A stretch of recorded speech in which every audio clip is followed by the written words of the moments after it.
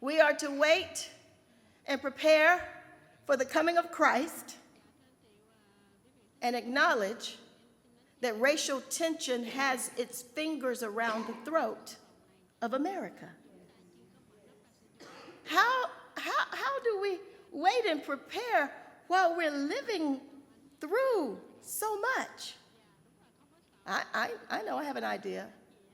Maybe we just go ahead and put up our trees and buy the Advent calendar and eat little chocolates every day till we make it down to the end, or make happy talk, or light all these candles and not, just light the candles. Just light the candles because it's just what we do.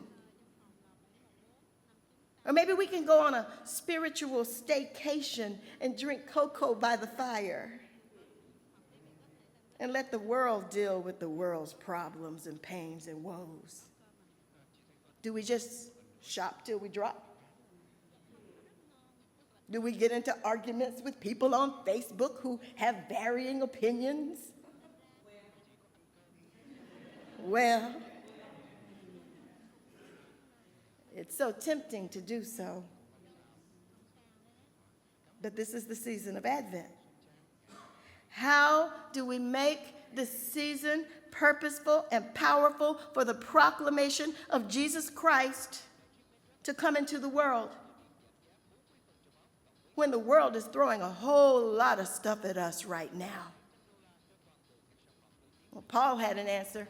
He had an answer for the church of Corinth, the church that was living through political scandal, the church that was dealing with racial strife, moral decay. Paul didn't point the church to the North Pole. Paul didn't point the church to Macy's. Paul didn't point the church to the fireside chat with a cup of cocoa. Paul directed the church to the manger. Paul directed the church to go on a spiritual pathway of salvation, reminding them of who they belong to and who they are, and how the church has to be the church in society. There are a lot of churches in this country that won't deal with Ferguson, Missouri. It's just too sensitive of an issue. But I believe this church can, because God calls us to be the church in the world, not the church isolated from the world. We have to remember, as Bill Bush has already said, the grace of God is with us. The grace of God is given to us through Jesus Christ. And that's what Paul was telling this church in Corinth, to anticipate and appreciate your blessings while you deal with the hell that's going on around you. Paul told the church in Corinth, I think it's chapter 1, and it's around verse 4. Don't be foolish in your response to this grace that's been given to you. Be in the world with the hope of Christ in the world. It's not a new message for me. It's probably not a new message for you. But as a woman pastor, as an African American woman pastor, I have to fight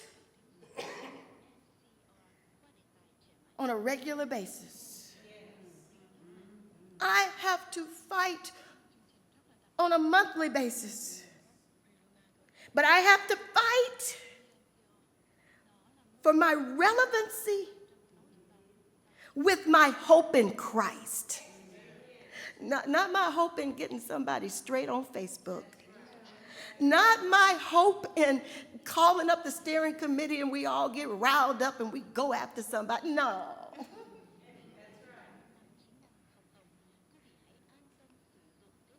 After what has happened in Ferguson, Missouri, I had a friend to call me the other day, pastor friend actually, and he said to me, I guess I'll get my hoodie out again and start wearing it.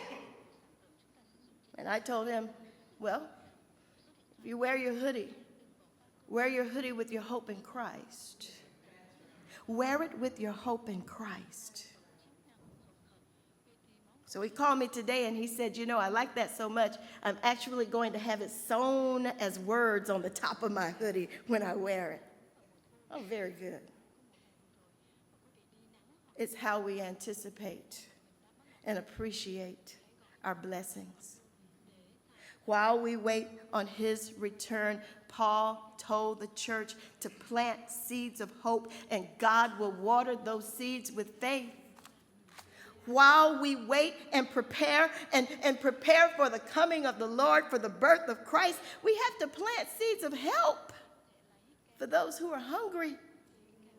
And God will provide the increase. While we wait and prepare,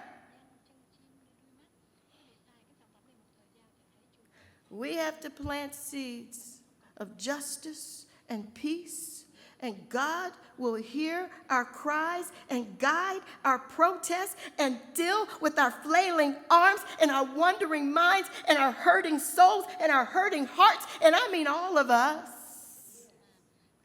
God will be with us as we understand more and more that darkness cannot draw from darkness, and that we are called to be a light in the world so that God can give us strength and courage to walk it out, to talk it over, to dismantle racism and hate and marginalization and discrimination. Think about it like this. This is the most ironic part of all. And it's really, well, let me just tell you the most ironic part of it all. The very one that we are preparing for, the very one that we are waiting for, is the very one who fed the hungry, is the very one who healed the hurting, is the very one who stood up against racism, is the very one who did not allow hate to center his thoughts and his reactions, who did not allow marginalization or discrimination to stop him from loving all people. The very one we're waiting and preparing for walked to the cross while people spat upon him.